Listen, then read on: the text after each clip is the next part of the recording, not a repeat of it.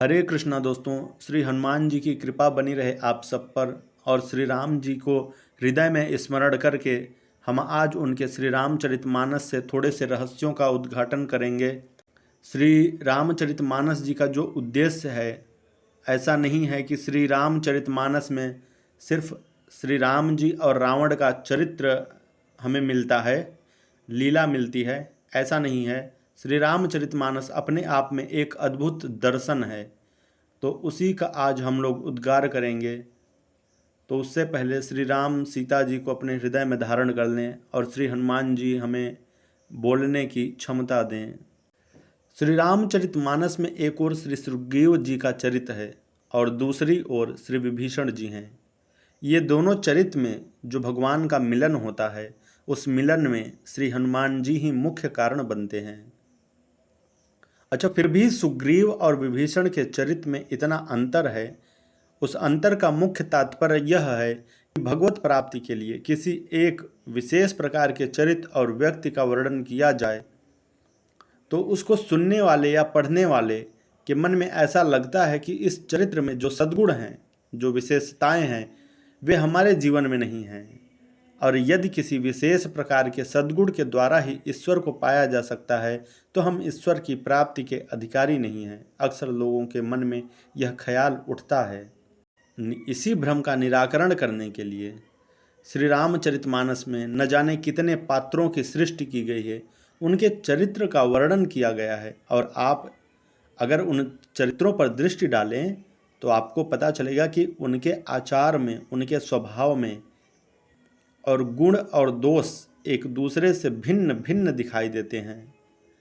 पर सर्वथा भिन्न होने पर भी जब उन्हें भगवत प्राप्ति होती है तो इसके द्वारा संसार के समस्त जीवों को यह आश्वासन मिलता है कि भगवत प्राप्ति के लिए किसी एक प्रकार के विशेष व्यक्तित्व की ही उपेक्षा नहीं है। ऐसा नहीं है कि अगर आप किसी विशेष, आपके अंदर गुण है तभी आपको भगवत प्राप्ति होगी। मानो जो व्यक्ति जैसा है उस रूप में ही वह भगवान को प्राप्त कर लेता है। अच्छा, विभीषण और सुग्रीव जी के चरित्र में भी बड़ी भिन्नता है। विभीषण लंका की प्रतिकूल परिस्थितियों में रहकर भी भगवान की पूजा करते हैं, भगवान का भजन करते हैं। विभीषण के लिए हम कह सकते हैं कि वे ऐसे जीव हैं जो साधक हैं और उनकी साधना का जो वर्णन किया गया है वह बड़ा सांकेतिक है। अच्छा, विभीषण जी जो हैं वो पूर्व जन्म में धर्म रुचि थे और उस समय वे प्रताप भानु नाम के धर्मात्मा राजा के मंत्री थे। ये बात आप सभी हम लोग जानते हैं। ये श्री रामचरितमानस में शुरू में ही बता दिया गया है। उस समय भी उनका यही वर्णन किया गया है कि सचिव धर्म रुचि हरिपद प्रीति नृप हित हेतु सिखव नित नीति। इसका तो मतलब यह है कि धर्म रुचि उनका नाम रहता है। धर्म रुचि की धर्म में अत्यंत रुचि थी। जब नाम ही ऐसा हो और वे राजा प्रताप भानु को निरंतर नीति की ही प्रेरणा देते रहते थे। प्रताप भानु के चरित्र में श्री रामचरितमानस में दो संकेत बड़े महत्व दिए गए हैं, जिनमें दोनों पक्ष प्रकट किए गए हैं। जब भी रावण और कुंभकर्ण का वर्णन किया गया तो यह अवश्य बताया गया कि वे पूर्व जन्म में क्या थे। यद्यपि यह लिखा नहीं जाता तो भी कुछ विशेष अंतर नहीं पड़ता, पर रामायण में इस बात पर बड़ा बल दिया गया है कि रावण और कुंभकर्ण के रूप में हम जिन दो पात्रों को देखते हैं वे पूर्व जन्म में कौन थे। श्री रामचरितमानस में तो इसका वर्णन भी है, तुलसीदास जी ने किया है कि प्रताप भानु और अरिमर्दन नाम के दो धर्मात्मा राजा थे और वे ही आगे चलकर रावण और कुंभकर्ण के रूप में राक्षस बनकर जन्म लेते हैं। इसे इस तरीके से भी कहा जाता है कि शंकर जी के दो गण थे, वे रावण और कुंभकर्ण बनते हैं।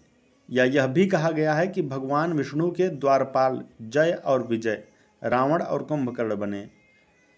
अब आप सोचेंगे यह बताने का मुख्य तात्पर्य क्या है। मुख्य तात्पर्य यह है कि वस्तुतः जीव मूलतः बुरा नहीं है। रावण और कुंभकर्ण भी पूर्व जन्म में जय और विजय थे, जो भगवान के द्वारपाल हैं। देवताओं में सूर्यमणि हैं, रुद्रगण भी देवता हैं और प्रताप भानु एक श्रेष्ठ उदात्त चरित्र वाला मनुष्य है। उसका राक्षस के रूप में परिणत हो जाना, या जो भगवान शंकर के या भगवान विष्णु के पार्षद हैं उनका राक्षस के रूप में परिणत हो जाने में जो मूल तात्विक अभिप्राय है, इसमें दो बातें बड़ी महत्व की हैं, आप सुन लीजिए। कि मूल रूप में वे जय या विजय और शंकर जी के गढ़ हैं, या फिर प्रताप भानु और अरिमर्दन हैं, लेकिन मध्य में वे राक्षस बन जाते हैं। और फिर अंत में क्या होता है? यहाँ आदि और अंत को मिलाया गया है। अंत में ऐसा वर्णन आता है कि जब रावण की मृत्यु होती है तो रावण का तेज निकलकर भगवान में विलीन हो जाता है, भगवान में समा जाता है। इसका मूल तात्विक तात्पर्य यह है कि जीव जब ईश्वर का अंश है तो मूलतः वह पवित्र होगा ही। जीव क्या है? गोस्वामी तुलसीदास जी स्वयं कहते हैं कि ईश्वर अंश जीव अविनाशी, चेतन अमल सहज सुख राशि। जो अविनाशी, चेतन, निर्मल और स्वभाव से ही सुख की राशि के रूप में यहाँ पर जिस जीव का वर्णन किया गया है, वह जीव अपने मूल रूप में शुद्ध, बुद्ध एवं मुक्त है। यही सत्य इन पात्रों के जीवन के माध्यम से बताया गया है। और अंत में भी उस स्थिति की प्राप्ति होती है जिसमें जीव एवं ब्रह्म से एकत्व का उदय होता है। लेकिन मध्य में ऐसी स्थिति है कि जब वह अपने अंतःकरण की दुर्वृत्तियों के कारण मलिन और अशुद्ध जैसा प्रतीत होता है और देवत्व और मनुष्यत्व से गिर करके राक्षसत्व में आ जाता है। तो कुछ लोग ऐसा कहते हैं कि व्यक्ति में बुराई तो स्वाभाविक है और सद्गुणों के लिए उसे प्रयत्न करना पड़ता है, पर यदि आध्यात्मिक दृष्टि से विचार करके देखें तो जीव तो मूलतः शुद्ध है, केवल मध्य में ही वह रावण, कुंभकर्ण और विभीषण बन जाता है। अच्छा, रावण मूर्तिमान मोह है, कुंभकर्ण मूर्तिमान अहंकार है और मेघनाद मूर्तिमान काम है। शुद्ध जीव जब मोहग्रस्त होता है, अभिमानग्रस्त होता है, कामग्रस्त होता है, तब उसके जीवन में राक्षसत्व दिखाई देता है। और अंत में उस राक्षसत्व का विनाश कैसे होता है, इसी पद्धति को श्री रामचरितमानस में वर्णन किया गया है। अच्छा, जो विभीषण जी हैं वे पूर्व जन्म में धर्म रुचि के रूप में उनकी धर्म में बड़ी रुचि थी, लेकिन प्रताप भानु के जीवन में ऐसी अज्ञान की वृत्ति दिखाई देती है कि जब कपट मुनि, जहाँ वे जंगल में चले जाते हैं जब उस सूअर का पीछा करते हुए, जब कपट मुनि ने उनसे पूछा कि तुम्हें क्या चाहिए, तब प्रताप भानु जी कहते हैं कि मुझे अमर बना दीजिए। सत्य तो यह है कि प्रताप भानु ने देह को ही अपना आत्मा मान लिया, इसलिए इसका शुद्ध तात्पर्य यह हुआ कि देहाभिमान की जो वृत्ति है उसके कारण ही प्रताप भानु अंत में राक्षस के रूप में परिणित हो जाते हैं। और दूसरी ओर धर्म रुचि नाम के जो प्रताप भानु के मंत्री थे वे विभीषण के रूप में जन्म लेते हैं। तो इसमें साधना का एक क्रम है। धर्म रुचि नाम का अर्थ यह है कि साधना के क्रम में सबसे पहले व्यक्ति के अंतःकरण में धर्म के प्रति रुचि होनी चाहिए, धर्म के प्रति आकर्षण होना चाहिए, और फिर उसका परिणाम क्या होगा, इस क्रम में तुलसीदास जी कहते हैं कि धर्म ते बिरति जोग ते ज्ञाना, ज्ञान मोक्ष प्रद वेद बखाना। अच्छा, विभीषण के रूप में जब जन्म लेते हैं तब ब्रह्मा तथा शंकर भगवान और ब्रह्मा जी रावण, कुंभकर्ण और विभीषण जी को वरदान देने के लिए आते हैं। फिर वहाँ पर बड़ा सुंदर संकेत है यहाँ पर कि तीनों की साधना समान थी, तीनों की तपस्या समान थी, लेकिन उस साधना और तपस्या के द्वारा उन तीनों ने अलग अलग वस्तुएं प्राप्त की। यहाँ पर भी मुख्य सूत्र यही है कि अगर कोई यह समझता हो कि भगवान की प्राप्ति अत्यंत कठिन है तो यह सही नहीं है। इसका अभिप्राय तो यह होगा कि रावण ने जो किया, कुंभकर्ण ने जो साधना की, वही साधना विभीषण ने भी की। तात्पर्य यह है कि हमारे पास वस्तुएं तो सब वही हैं जिसके द्वारा हम भगवान को प्राप्त कर सकते हैं, लेकिन हम अपने जीव की साधना के द्वारा क्या प्राप्त करना चाहते हैं, इसका सबसे अधिक महत्व है। रावण प्रताप भानु के रूप में देहाभिमानी है। जीव ने अपने आप को देह से अभिन्न मानकर देह को ही जब मैं के रूप में स्वीकार कर लिया, तब वही देहाभिमानी रावण के जीवन में ब्रह्मा और शंकर जो परमात्मा स्वरूप हैं को देखने के बाद भी विद्यमान रहता है। अर्थात परमात्मा को देख लिया तब भी देहाभिमान विद्यमान है। और रावण यही वरदान मांगता है कि यदि आप हमारे ऊपर प्रसन्न हैं तो हम काहू के मरहि न मारे, अर्थात हम किसी के मारने पर न मरे। इसका अर्थ यह है कि मैं देह हूँ, क्योंकि देह के ही मरने का डर है, आत्मा तो अविनाशी है। तो रावण यदि अपने आप को अविनाशी आत्मा के रूप में देखता होता तो मैं अमर हो जाऊं, यह आकांक्षा न रहती। आप शब्दों पर बहुत ध्यान दीजिएगा, बड़ी सूक्ष्म बातें हैं और बड़ी सुंदर बातें हैं। पर पूर्व जन्म में जिस भूल के कारण उसका पतन हुआ, वह भूल उसमें और भी गहरी बनी हुई है। रावण और कुंभकर्ण में देहाभिमान के दो पक्ष हो गए, एक ने नींद मांग ली और दूसरे ने भोग मांग लिया। अच्छा, जीवन के दो पक्ष दोनों ने स्वीकार कर लिए। कुंभकर्ण ने 6 महीने की नींद मांग ली और रावण ने शरीर को अमर बनाने की चेष्टा की। व्यंग्य यह है कि इतनी बड़ी तपस्या और साधना के बाद ऐसी वस्तु मांग ली कि जिसके मांगने का कोई अर्थ ही नहीं है। इसीलिए जब शंकर जी वर देने के बाद लौटकर आए तो पार्वती जी ने पूछा कि रावण ने क्या मांगा। तो शंकर जी कहते हैं कि रावण ने मुझसे अपनी ही मृत्यु मांग ली। रामायण में ये शब्द भी आते हैं श्री रामचरितमानस में कि रावण मरण मनुज कर जाचा। इसका मतलब यह है कि जैसे शरीर तो कभी अमर होता नहीं, रावण ने अमर होने की चेष्टा में यह कहकर कि मनुष्य और बंदर को छोड़कर रावण कहता है कि हम काहू के मरहि न मारे और बानर मनुज जाति दुई बारे। तो रावण का गणित क्या था कि मनुष्य और बंदर तो हमारे भोजन हैं, भोजन से तो शरीर में शक्ति बढ़ती है। इसीलिए शंकर जी को हंसी आई कि भोजन से लोग मरते नहीं हैं क्या। स्वास्थ्य विषयक सिद्धांत है कि भोजन न करने से जितने लोग मरते हैं उससे अधिक लोग ज़्यादा भोजन करने से मरते हैं। ज़्यादा भोजन करने से भी मौत होती है, लेकिन संकेत है कि यही मोहग्रस्तता है। रावण इतना बड़ा पंडित है, इतने शास्त्र उसने पढ़े और देखा कि आज तक कोई अमर नहीं हो पाया। दैत्यों का इतिहास भी उसके सामने था, राक्षसों का इतिहास भी उसके सामने था, लेकिन उसने सोचा कि भले ही और कोई न हुआ हो पर मैं तो हो ही जाऊंगा। यही तो रावणत्व है। जब हम यह मान कर चलते हैं कि जो अमरता विश्व में के इतिहास में संभव नहीं हुई, उस अमरता को हम पा लेंगे, तो यह आश्चर्य है। यही आश्चर्य महाभारत में बताया गया। युधिष्ठिर ने भी यक्ष से यही कहा था कि कितना आश्चर्य है। हम लोग देख भी रहे हैं कि हमारे सामने लोग मरते चले जा रहे हैं, लेकिन जो बचे हुए हैं उनको देखकर ऐसा प्रतीत नहीं होता कि वे भी मरेंगे। रावण की भूल केवल रावण की भूल थोड़ी है, यह भूल तो न जाने कितने लोगों के जीवन में है। इसके लिए क्या कहा जाए। रावण की यह वृत्ति कितनी व्यापक है। हमारे जीवन में वस्तुतः सब कुछ है। ईश्वर को पाने के लिए जो कुछ चाहिए उसमें ऐसी कोई वस्तु नहीं है जो न हो। शास्त्रों ने बहुत बढ़िया बात कही कि निष्काम होना चाहिए, त्यागी होना चाहिए। निष्कामता और त्याग से भगवान मिलेंगे, यह तो ठीक है, लेकिन गोस्वामी जी उलट कर दूसरी बात भी कहते हैं। भगवान ने उनसे पूछा कि तुमने मेरा चरित्र लिखा है, मैं तुमको क्या दूं? तो उन्होंने यही कहा कि मुझे अपने चरणों में प्रेम दीजिए।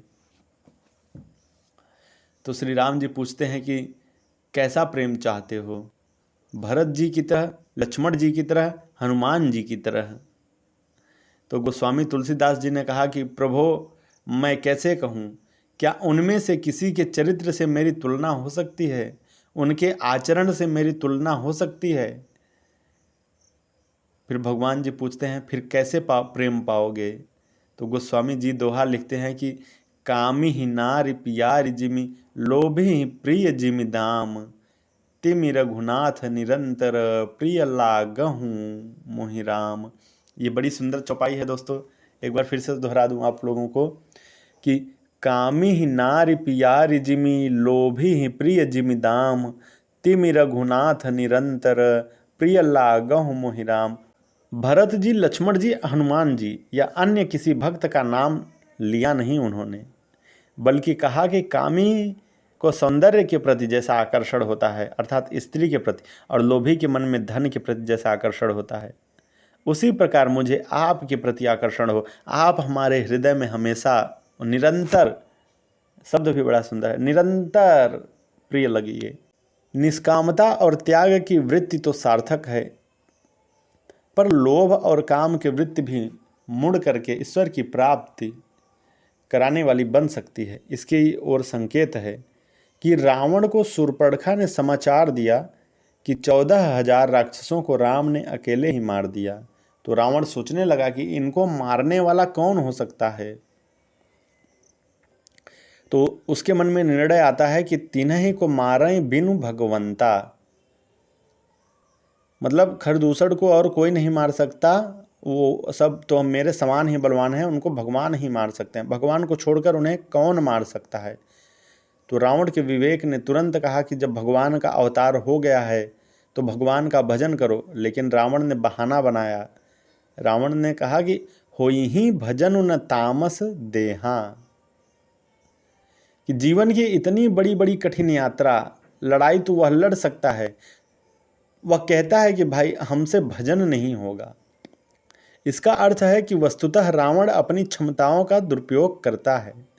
ऐसा कोई व्यक्ति ही नहीं है कि जो भगवत प्राप्ति का अधिकारी न हो। जब ब्रह्मा जी और शंकर जी वरदान देने के लिए आकर खड़े हुए तो रावण ने सोचा कि ये दो क्यों आए हैं, मैंने तो दो को अपनी तपस्या के द्वारा नहीं बुलाया। तो रावण को लगा कि शायद सावधानी के लिए दोनों आए होंगे कि यह राक्षस ऐसा कुछ न मांग ले और शंकर जी ठगे न जाएं, जैसा कि वे कभी कभी ठगे जाते हैं। शंकर जी को अक्सर लोग मांग लेते हैं और वे बड़े भोले हैं तो दे भी देते हैं। तो ब्रह्मा जी शायद इसलिए साथ में आए हैं कि शंकर जी कभी कभी भूल भटके अनुचित वरदान दे देते हैं, और यदि शंकर जी ऐसा वैसा कुछ देने लगेंगे तो मैं संभाल लूँगा। लेकिन रावण ने सोचा कि ये दोनों मिलकर भी क्या कर लेंगे। ब्रह्मा के 4 सिर और शंकर जी के 5 सिर हैं, दोनों मिलाकर भी 9 ही सिर हुए, लेकिन मेरे तो अकेले ही 10 सिर हैं। मुझसे ये दोनों 1 सिर कम ही हैं। यह 9 और 10 क्या है, यही तो रावण समझ नहीं पाया। अगर रावण यह समझ पाता कि 10 की सार्थकता 9 में है तो कल्याण हो जाता। बड़ा सुंदर है दोस्तों, थोड़ा ध्यान दे के सुनिएगा कि रामायण में दशरथ हैं, पर दशरथ को अपने जीवन में अभाव की अनुभूति होती है। बड़ा सुंदर प्रसंग है। दशरथ को अपने जीवन में अभाव की अनुभूति होती है, और उनको पूर्णता की अनुभूति कब होती है, जब रामनवमी आई। 10 ने जब 9 का आश्रय लिया, नवधा भक्ति का आश्रय लिया। लिखा हुआ है उसमें कि दशरथ पुत्र जन्म सुनिकाना मानहु ब्रह्मानंद समाना परम प्रेम मन पुलक शरीरा चाहत उठन करत गति धीरा। यदि रावण तुलना करता तो समझ कर करता कि 9 इसलिए आए हैं कि मेरे जीवन में भक्ति की पूर्णता आए, और भगवान शंकर विश्वास के देवता हैं और ब्रह्मा विचार के देवता हैं। हमारे जीवन में विश्वास और विचार का उदय होना चाहिए। पर रावण तो अपने को उन दोनों से अधिक बुद्धिमान मानता है। जब ब्रह्मा और शंकर जी विभीषण के समक्ष खड़े हुए तो विभीषण को लगा कि यह तो 9 का अंक सामने दिखाई दे रहा है। तो उन्होंने पूछा कि पुत्र विभीषण तुम क्या चाहते हो। विभीषण ने क्या मांगा कि गए विभीषण पास पुनि कहेउ पुत्र बर मांगु अवते ही मांगेउ भगवंत पद कमल अमल अनुरागु। वे कहते हैं कि भगवान के चरणों में मेरी भक्ति हो, मेरी प्रीति हो, आप ऐसा वरदान दीजिए। मानो विभीषण ने अपने विवेक का सदुपयोग किया और भगवान के चरणों में प्रेम का वरदान मांगा। पर विभीषण जो हैं वो साधक वृत्ति वाले हैं। वे भजन एवं साधन तो करते हैं, पर रावण एवं कुंभकर्ण का साथ वे नहीं छोड़ते।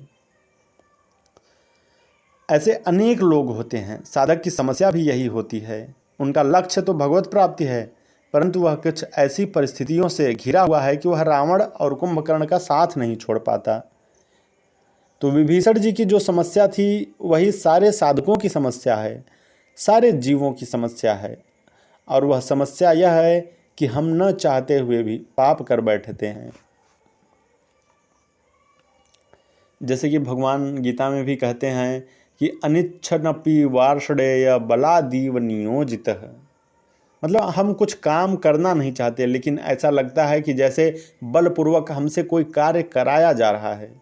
हम चाहते हैं कि बुराइयां हमसे छूट जाएं, लेकिन हम उनको छोड़ पाने में असमर्थ हो जाते हैं। विभीषण की स्थिति भी कुछ इस प्रकार की है। और जो सुग्रीव जी हैं ये तो विषयी हैं। सुग्रीव के जीवन में तो विषय जीव के जो लक्षण हैं वे सारे लक्षण विद्यमान हैं। पहली बात तो प्रारंभ से ही उनके मन में भक्ति या भगवान के प्रति कोई आकर्षण हो ऐसा लगता नहीं है, ऐसा है भी नहीं। वे बाल के छोटे भाई हैं, पर उनका चरित्र बाल से बिल्कुल भिन्न है। ये दोनों भाई बिल्कुल एक दूसरे से उल्टे दिखाई देते हैं। बाल कितना बड़ा योद्धा, दृढ़ निश्चयी और साहसी है कि वह कभी पीछे नहीं हटता और किसी चुनौती से भागता नहीं है। यह बाल के चरित्र में आपको सर्वत्र मिलेगा कि चाहे रावण चुनौती दे या मायावी चुनौती दे, बाल उस चुनौती से संघर्ष करता है। बाल जितने बड़े वीर हैं, सुग्रीव उतना ही बड़ा भगोड़ा है, भगोड़ा ही कहिए। उनके जीवन का सारा इतिहास भागने से ही पला पड़ा है। कैसी अनोखी बात है कि भाई के रूप में एक भगोड़ा और एक न भागने वाला। और विचित्र बात आप देखेंगे कि अंत में दोनों ने ही ईश्वर को प्राप्त किया। कुछ लोग ऐसे होते हैं कि जो परिस्थितियों से जूझते हैं, संघर्ष करते हैं, और कुछ लोग ऐसे होते हैं कि जब कोई जटिल समस्या सामने आती है तो वे भाग खड़े होते हैं। सुग्रीव उन्हीं लोगों में से एक हैं। स्टोरी आप सभी लोग जानते होंगे कि बाली को मायावी ने आधी रात को ललकारा। वह लड़ने के लिए निकल पड़े। सुग्रीव को भी जोश आया कि भाई लड़ने गया है तो हम भी तो चलें। सुग्रीव भी पीछे पीछे चला, पर कहाँ तक। मायावी तो गुफा में बैठ गया। तब बाली ने सुग्रीव से कहा कि तुम बाहर ही रह जाओ। यह तो सुग्रीव के मन की बात थी कि कहा कि जो आज्ञा। कुछ लोग आज्ञा तभी मानते हैं जब वह आज्ञा उनकी वृत्ति का पोषण करे। सुग्रीव भीतर नहीं जा रहे थे, कायरता के कारण, और नाम ले दिया कि जो आज्ञा। तो बाली ने कहा कि मैं 15 दिन में वापस आ जाऊंगा। बाली भीतर बैठा। बाली के चरित्र में यह कमी है कि बाली में साहस तो बहुत है, पर अतिरिक्त आत्मविश्वास भी है। और इसलिए बाली ने एक भूल कर दी कि सुग्रीव से उसने यह कह दिया कि 15 दिन में मैं सबको हरा दूंगा। इसके साथ साथ यह घोषणा कर दी कि अगर 15 दिन में भी मैं न लौटूं तो समझ लेना कि मैं मारा गया। बाली का यह गणित सही नहीं हुआ। जब बाली उसको मारता है तो उसके रक्त की धारा निकलती है, और सुग्रीव ने जब रक्त की धारा देखी तो उसका जो स्वभाव है वह सामने आ गया। भगवान ने पूछा कि जब तुमने रक्त की धारा देखी तो तुम्हारे ऊपर क्या प्रभाव पड़ा? क्या तुमने सोचा कि भाई लड़ रहा है तो हम भी भीतर घुस जाएं और लड़ें? सुग्रीव ने कहा, महाराज, मैंने तो सीधी गणित कर ली कि शायद बाली मारा गया, और जब इन्होंने बाली को मार दिया तो मुझे भी मार देंगे, इसलिए यहाँ से भाग जाना ही ठीक है। यही भगोड़ेपन की वृत्ति है जो सुग्रीव के चरित्र में विद्यमान है। देखें तो सुग्रीव शुद्ध विषयी जीव हैं, जिसके चरित्र में साहस की भी कमी है। सुग्रीव जब भगवान को ही देखते हैं तब भी उनके मन में भ्रम होता है कि ये बाली के भेजे हुए 2 राजकुमार मुझे मारने आए हैं। ईश्वर के विषय में जिसकी दृष्टि इतनी भ्रांत है कि वह ईश्वर को शत्रु के रूप में देख रहा है। इसलिए जब विभीषण भगवान की शरण में आए तब सुग्रीव ने ही विरोध किया। यह भी बड़ी विचित्र विडंबना है कि सुग्रीव की स्थिति क्या है विभीषण के ऊपर थी। सुग्रीव जी की स्थिति विभीषण के ऊपर क्या थी? क्रम कुछ उलट गया। जो प्रसंग का सूत्र है कि एक ने भगवान को कृपा से पाया और दूसरे ने भगवान को साधन से पाया। कृपा मार्ग से भगवान की प्राप्ति सुग्रीव को हुई और साधन मार्ग से भगवान की प्राप्ति विभीषण जी को हुई। सुग्रीव का तो संकल्प था कि यदि बाल के भेजे हुए राजकुमार हों तो मैं एक ही काम कर सकता हूँ, पठये बाल हो ही मन मैला, भागव तुरत तजौ यह सैला। तो ऐसा व्यक्ति जो ईश्वर को प्राप्त करने जा रहा है, न उसके जीवन में वीरता है और न जीवन में उसके कोई सद्गुण है, फिर भी बड़ी अद्भुत बात है जो हनुमान जी ने कही है कि नाथ शैल पर कपि पत रहई, सो सुग्रीव दास तब अहई। सुग्रीव कहाँ के राजा हैं? राज्य भी छिन गया, पत्नी भी छिन गई, न तो वे बेचारे कहीं के राजा थे, न कोई संपत्ति थी, न कोई परिवार था। पर हनुमान जी ने जब परिचय दिया तो यही कह कर दिया कि वे बंदरों के राजा हैं। हनुमान जी ने श्री राम के शब्दकोश से उनको राजा कहा था, क्योंकि जब श्री राम का राज्य छिन गया तो उन्होंने कौशल्या माता से कहा था कि पिता दीन मोहि कानन राजू। जैसे राजा आप हैं वैसे ही राजा ये भी हैं। और फिर कहते हैं कि सुग्रीव आपके दास हैं। तो कौन सी दासता की है, कौन सी सेवा की है? हनुमान जी ने कहा कि प्रभु आपके यहाँ दास की जो परिभाषा है उसके अनुसार मैंने ठीक कहा है। संसार में तो दास उसको कहते हैं कि जो सेवा करे, लेकिन आप जिस प्रकार के सेवकों की खोज में रहते हैं उसका रहस्य श्री भरत जी ने खोल दिया। उन्होंने चित्रकूट में कहा कि हे प्रभु, ऐसे स्वामी तो मिलेंगे कि जो सेवक को सेवा कराने के लिए खोजते हैं, लेकिन आपके जैसा स्वामी कहाँ मिलेगा कि जो कि को साहिब सेवक ही नेवाजी। भगवान के मन में हुआ कि हम सेवा करें। भगवान ने सोचा कि स्वामी बनकर सेवा करें कि सेवक बनकर। तो बड़ी दूर तक उन्होंने सोचा कि जब मैं सेवक बनकर जाऊंगा और किसी जीव से कहूँगा कि मैं सेवा करना चाहता हूँ, तो यह सुनकर वह बेचारा तो घबरा जाएगा कि हम कैसे आपसे सेवा लें, हम आपसे सेवा नहीं ले सकते। इसलिए प्रभु ने सोचा कि पहले तो हम स्वामी बने और स्वामी बनकर जीव से पूछें कि मेरी आज्ञा का पालन करोगे? तो हाँ महाराज, जब हम सेवक हैं तो आज्ञा मानेंगे ही। आज्ञा समन सुसाहिब सेवा, यह सब श्री रामचरितमानस का वचन है कि मैं आज्ञा का पालन करूंगा। तब भगवान ने कहा कि मेरी आज्ञा यही है कि मैं जो कुछ सेवा करूं उसे चुपचाप स्वीकार कर लो, उसमें नहीं मत करना। ऐसे विलक्षण स्वामी हैं कि सेवक को सेवा कराने की आज्ञा दे दी। जब भगवान राम को स्नान करने के लिए कहा गया तो उन्होंने आसन पर भरत को बैठा दिया और स्वयं पीछे खड़े होकर उनकी जटाओं को सुलझाने लगे, उनको स्नान कराने लगे। तब श्री भरत जी ने पूछा कि क्यों, तुमको कैसा लगा? श्री भरत जी से पूछते हैं कि तुमको कैसा लगा? तो श्री भरत जी ने कहा कि प्रभु, आपको याद होगा कि चित्रकूट में जो आपके विषय में मैंने कहा था आज वह प्रत्यक्ष हो गया। भरत से सेवा लेने के स्थान पर वही तो सेवा करते हैं। श्री भरत जी कहते हैं कि को साहिब सेवकहि नेवाजी, आप समाज साज सब साजी, निज कर तूति न समुझिय सपने, सेवक सकुच सोच उर अपने। तात्पर्य यह है कि यह प्रभु का स्वामित्व है। हनुमान जी का क्या रहस्य था? बोले कि यदि सेवा करने वाले सेवक की जरूरत होती तब तो सुग्रीव को मैं बिल्कुल न बताता, लेकिन आपको तो सेवा लेने वाला सेवक चाहिए। तो सुग्रीव बिल्कुल ऐसे ही हैं, आप उनकी जितनी सेवा करना चाहें उतनी कर लें, कोई आपत्ति की बात नहीं है। और आगे कहा कि आप चलकर उनके साथ मैत्री कीजिए। तेहि सन नाथ मैत्री कीजय, दीन जान तेहि अभय करीजे। सुग्रीव दास हैं तो यह कहना चाहिए कि उसको सेवा में ले लीजिए। वे तो कह रहे हैं कि उनको मित्र बना लीजिए। सेवक को सेवक बनाने वाले तो बहुत हैं, पर सेवक को मित्र बनाने वाले तो आप जैसे उदार व्यक्ति आप ही हैं, सिर्फ आप ही हैं। यही तो आपकी विशेषता हो सकती है कि सेवक को अपनी बराबरी का बना दें।